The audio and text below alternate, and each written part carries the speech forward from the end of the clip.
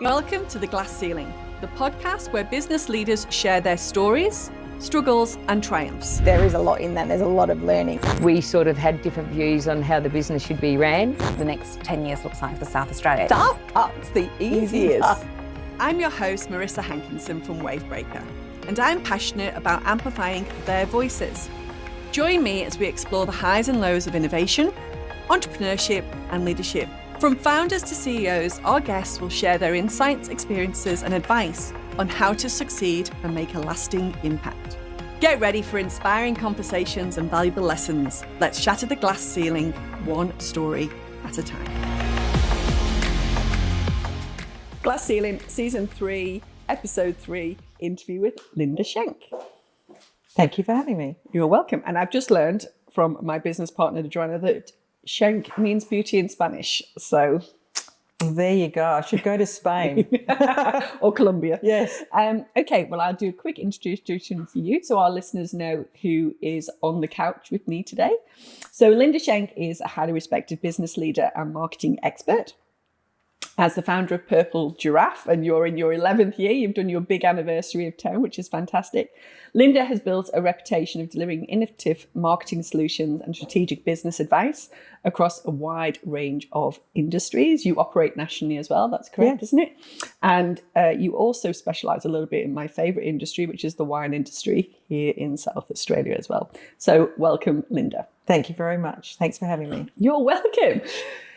So, Lynda, tell us a little bit, first off, Purple Giraffe. Where on earth did that company name come from? Because it doesn't go together in my mind, but that's okay. Do you want the real story or the corporate story? Okay, let's have a think. Why don't we do both stories and then we can ask our listeners for the comments on which one's the best. Okay. So the real story is my husband, son and I, my son at the time was about 10. We were driving to Bacchus Marsh, from Adelaide to Bacchus Marsh for a party, coming up with business names. And the brief was I wanted a name that nobody knew what it was, but made people think and made people ask the question about what it is that you do. So it's a conversation starter. Okay. So lots of different names was, thrown at me, but my son came up with a name, Indigo Owl. And I absolutely loved Indigo Owl. Don't ask me why, just resonated with me, but I couldn't register it. The URL, the website address. And it was all taken? All taken. Wow. And so we started coming up with colours and animals because, we had a 10-hour drive ahead of us. Anyway, we remembered that my son had a toy when he was a little boy called Jenny Giraffe. We called it Jenny Giraffe, and it was a purple giraffe. Okay. And when you press Jenny Giraffe's foot, it sings a little ditty. It sings, hello, hello, hello, hello, hello, hello, how are you? And it made us laugh. And so we thought, well, if I'm going to have a name for a business, it might as well be a name that makes me happy. Yeah. And so Purple Giraffe was created. That's the real story. Okay. The corporate story is that... I know which one my favourite already, just letting you know. Purple is a royal, trusted, regal colour, creative. And giraffes, of course, are very tall and can see a long way into the future. And so it was perfect for a marketing business. So strategically, it can look to the future, the long way. It's perfect example how marketing people can spin a message around anything. Don't let the truth get in the way of a good story, right? Exactly. So 11 years ago. So can I ask, have you always been in marketing? No, that's a really good question. So when I left high school, I thought I wanted to be an accountant. Can you believe that? And so I started studying accountancy and started working full time. And I was working in a role doing accounts payable, accounts receivable, payroll. And I literally hated it. I hated the regimentality of the, first week you do this, second week you do that. And it was just, and you can see the next 30 years in front of you. Absolutely. And so I had this boss at the time who said to me, you should go into marketing. And I said, what's that? I had no idea what it was. So he created a sales support role for me and I absolutely loved it. And so I changed my marketing degree, never finished that, and changed it to a Bachelor of Business with a major in marketing.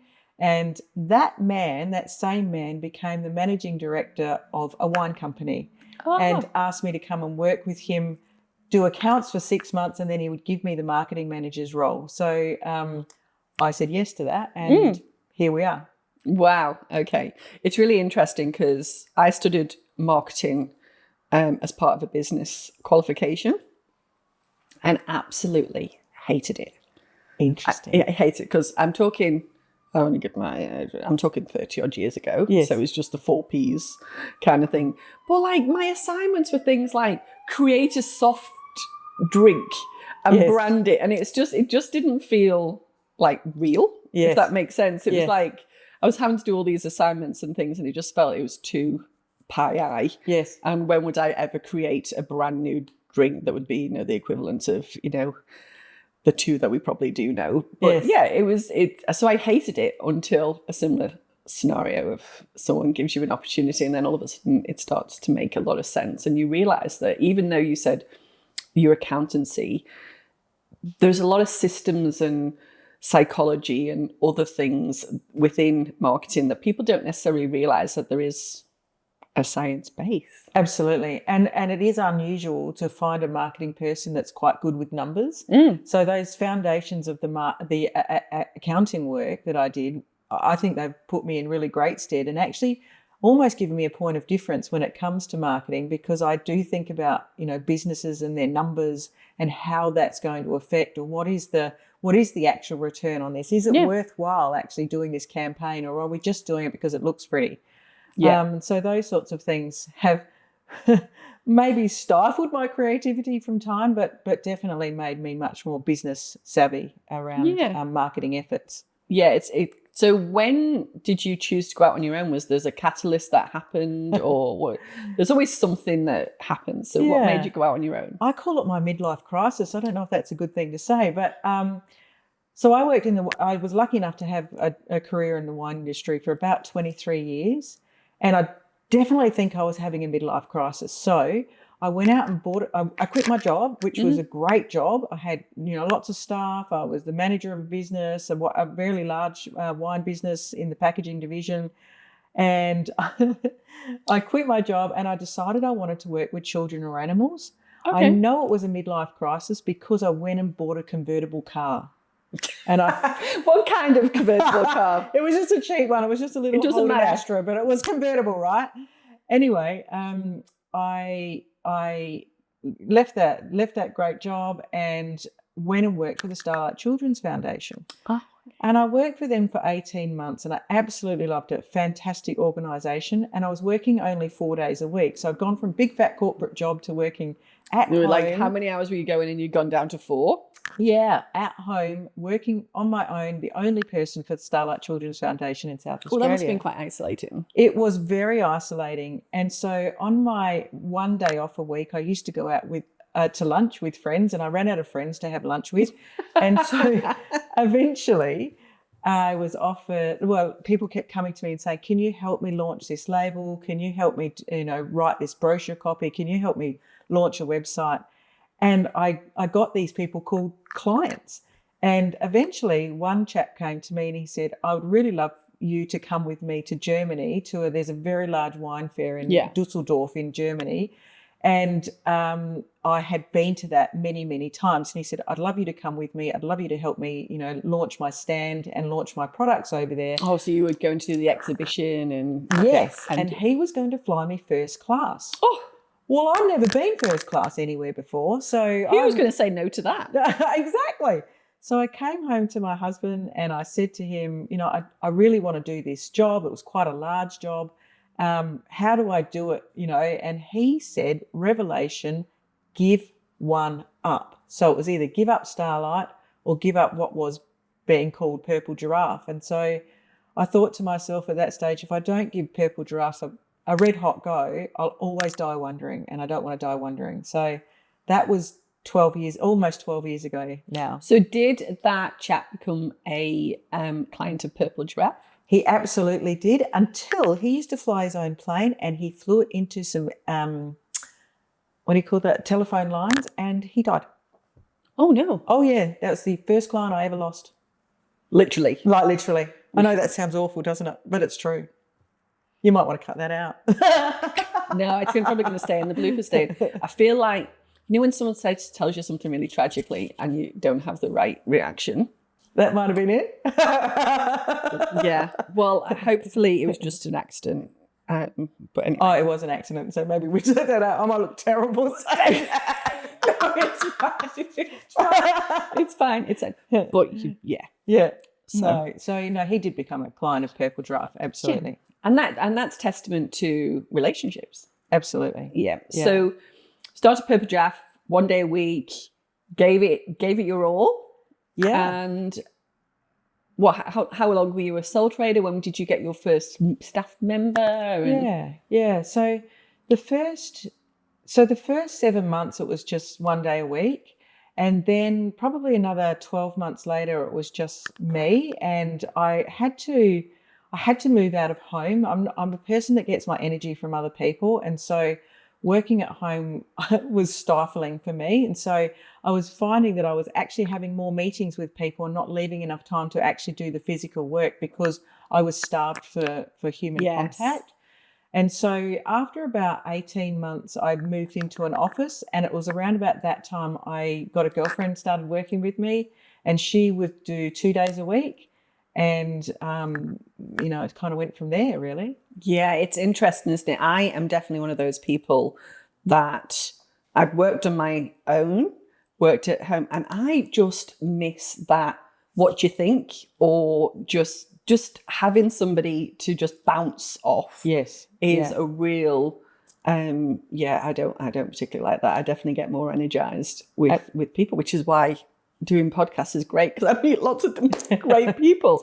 So from there, you've grown now to 12 staff, 10 staff? Yeah, it's 10 at the moment. We're about to employ 2 more people. So we'll be 12 soon.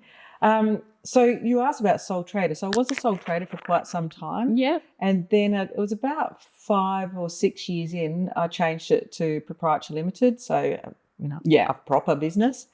But I've always treated the business as if it is a business. So I've always paid myself as an employee, even as a sole trader. Well, that's a mindset thing. Absolutely. So I always had the mindset that it was going to grow and that I was going to have a team of people.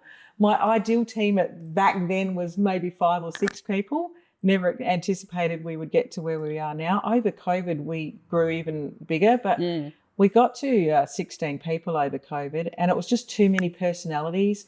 I mean, marketing people have personalities generally. So there was just too many personalities and a lot going on, and it became more of a management of team rather than a creative space of, having fun and doing some great work for clients. So we've scaled back a little bit now, and I think 10 to 12 is probably enough. Yeah. And we might have to start saying no to clients instead of yes, which I'm really good at saying yes. Yes, that's a yes. That wasn't, no pun intended. But one of the things that I find fascinating when I talk to people is that, yes, you had that vision of, I'm going to have staff, I'm going to have an office. Have you built in a structure with yourself that you still have that creative input, or are you sort of like at the at the top of the pyramid? Have you put a structure in place? You just mentioned 16 to 12. I think if you look at some business reviews, they say like the maximum people that you should manage is like 8 or something. Yeah. So what have you done within Purple Giraffe? It's an excellent question. So I realised probably about 2 or 3 years ago, I realised that I was the bottleneck. So everything had to go through me. Everything had to be signed off by me, and that's probably a legacy of it's yours, and you don't want to let it go and be a real business because it's been your baby. And when I realized that I was holding things up and actually causing dissatisfaction because I was holding things up, being the bottleneck, and of course all the textbooks and all the people tell you that you don't have a business until the person who started it can actually be out. That's when I realised that I had to make some changes, and it's taken probably 3 years for me to be okay with that, but also the business to be in a position to be able to do that. So what I mean by that is we've set in systems and processes, we have KPIs, we have all the great things that textbooks tell you that is great for a business. We don't follow them to the rule like a textbook tells you should, because you've got too many creatives and too many creatives. But we have the structure there. I also appointed just over a year, maybe she's going to kill me because I'm going to get it wrong, but maybe 14 months ago, a general manager.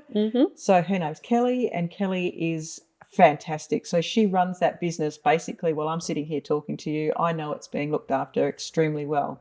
Yeah. So I guess you could say I still have a role in the business, and a lot of it would be around BDM or just sort of being the figurehead, and I still sign off on all the strategies because that's my love. I love to do that. But I don't... But also it's your business that's on the line at the end of the day. You know, you don't want to have a strategy pitch to a client that, you know, you've just spoken about the ROI, you've just spoken about, you know, as you said, has it stifled me in the past with some of the creativity? But at the end of the day, you don't want to take somebody's money and not necessarily get the results that they wanted. So part of you signing off on the strategy, etc., and having the client relationships is probably an integrity part of, this is my business, this is my brand, I've created it. Yes. And that's okay. Yes. Well, the real testament now is that we've opened up an office in Perth. Oh, wow. And we have a couple of staff members over in Perth. So that's when you absolutely know if your systems and processes are working, because I can't be there every day. Yeah. And so, you know, it's good to see that modelling or the way that we've set up the structure can be transferable to another state. So, Lynda, you just mentioned that you opened an office in Perth, and having a marketing agency, my first jump would be, oh, wouldn't you go to the Eastern Seaboard? So I just want to know, why Perth? Yeah, it's interesting. So every year we put a strategy document together. We get somebody in to facilitate it. The whole team gets involved. And last year we decided that, you know, in a few years' time we would open up an office in Melbourne. And you might ask, why Melbourne? Well, it's pretty much because it's an hour flight, and I love shopping in Melbourne. So it can't be self-servicing. It's as good a reason as any, really, isn't it? I mean, you could do all your research in the world, but, you know, why wouldn't you pick that?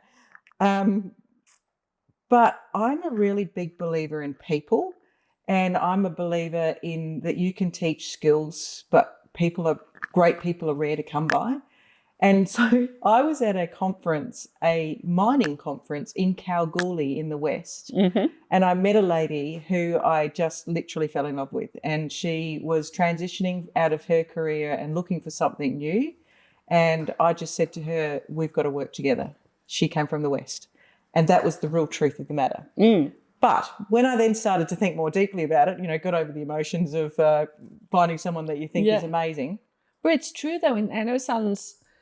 You know, people are so important, and we've all got skill shortages. And so when you come across somebody who you go, yes, and there's a connection and a click, then I get that. Yeah. But the West is a really interesting place. It's quite large. It's very independent. You could be, you know, you could say all the negative things that people say about the West, but it's actually a really exciting state. It's very affluent. Absolutely. And most agencies or consultancies or whatever you want to call them, as you said, normally go to the east. Yeah.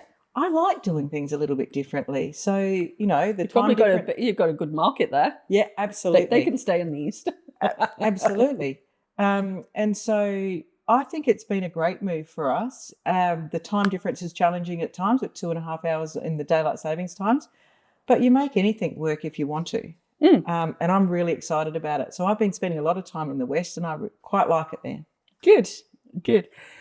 One of the things we were talking off camera about is how businesses have evolved. So I think the marketing sector itself has probably been through the fastest amount of transformation in the last 12 years. If you can imagine what you were doing 12 years ago with marketing and what you're doing now, they probably wouldn't even have been thought about.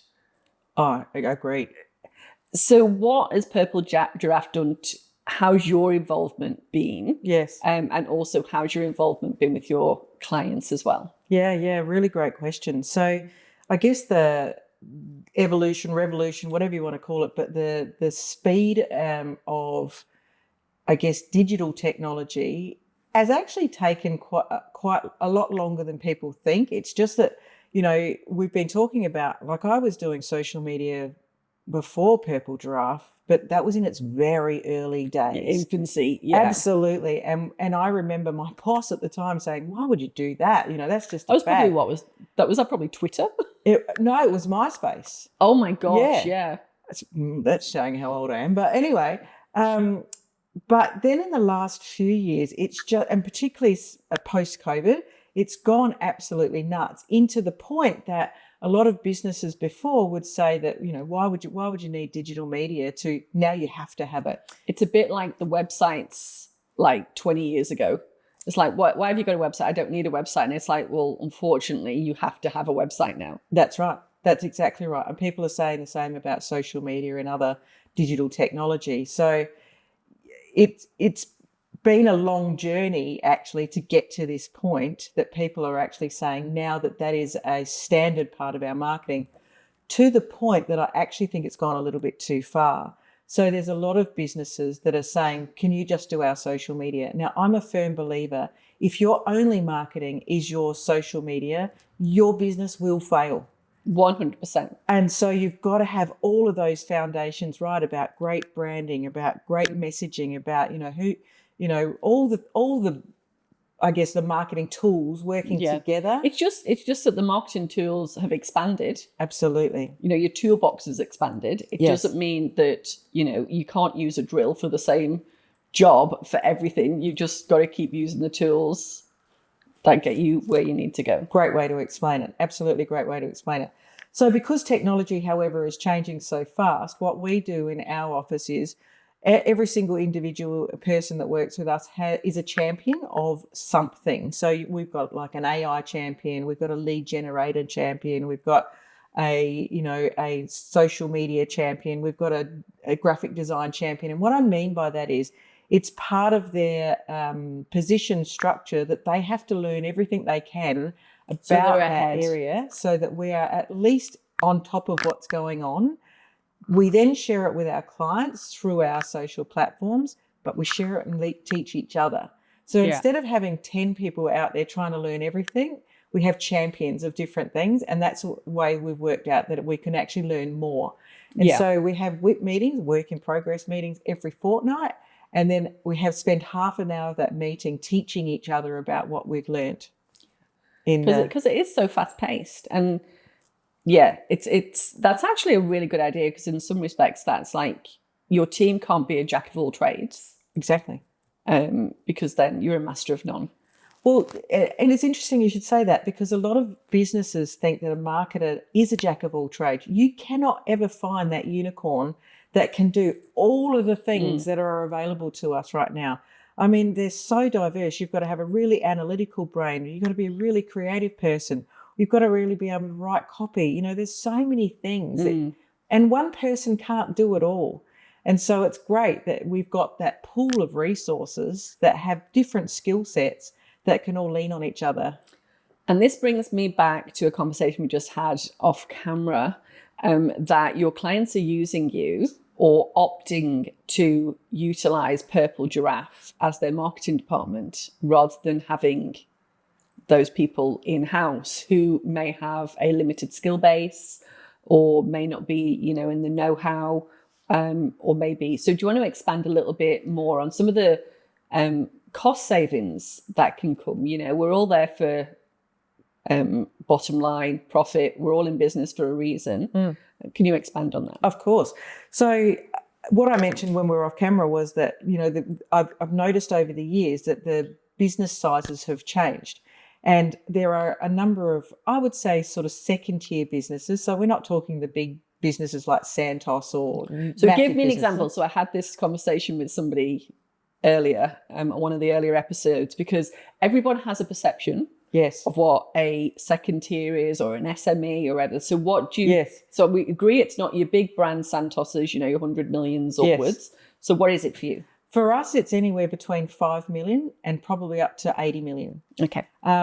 So that's really diverse, right? But, they have similar issues in that they've been quite successful in their own right. They've done everything they know how to do, and the business has gotten to a certain stage, and it depends on the industry as well, because, revenue can be so much larger and yet your net profit's tiny, whereas it could be so tiny and big net profit. So there's differences in business, but what they've all been able to do is be quite successful in their own right. And then they know that they need to get to the next level or the next professional level from either a branding point of view or a how do I get more clients in point of view. So they recognise they need some marketing. What I've noticed over the years, and as our business has grown, and I guess the market has become more sophisticated around the term outsourcing. Especially post-COVID. Absolutely, 100% post-COVID.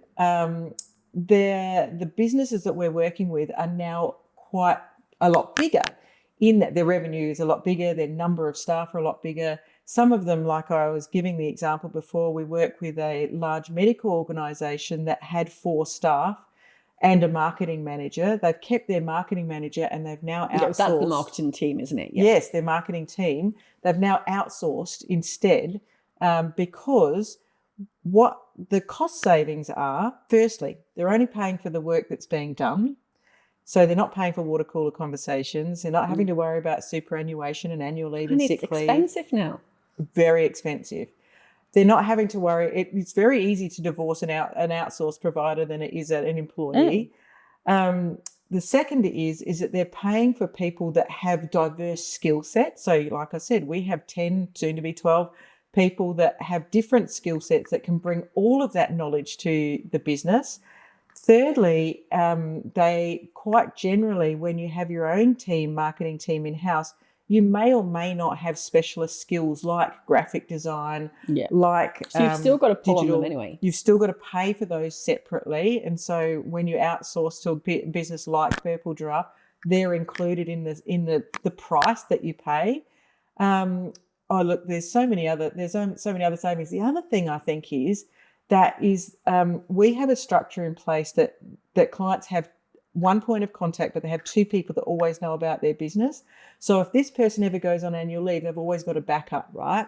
Yeah. You don't have that in a business generally. So if a person goes on leave, someone has to backfill. Whereas our business has continuity all the time. There is no annual leave requirements. There is no time for when they're sick. We will just keep doing the work. Yeah. But what's great about your service offering is that the marketing director or the chief marketing officer can then actually work at the right level rather than getting dragged in operationally to the delivery. So I can definitely understand from someone who's had those kind of departments the benefits that there are. Thank you so much, Lynda, for coming in. If any of our listeners want to reach out and have a chat with you or get into contact with you, how would they do that?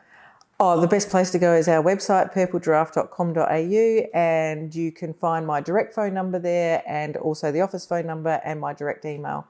So get on the website. Fantastic. Thank you so much for sharing. It's been really, really insightful. Thank you so much. Thanks for tuning in to this episode of The Glass Ceiling. If you've liked what you heard, please subscribe, as we'd love to have you as part of our community. We're grateful to our guests for sharing their inspiring stories and insights with us. This podcast was brought to you by Wavebreaker. Join us next time as we shatter the glass ceiling, one story at a time.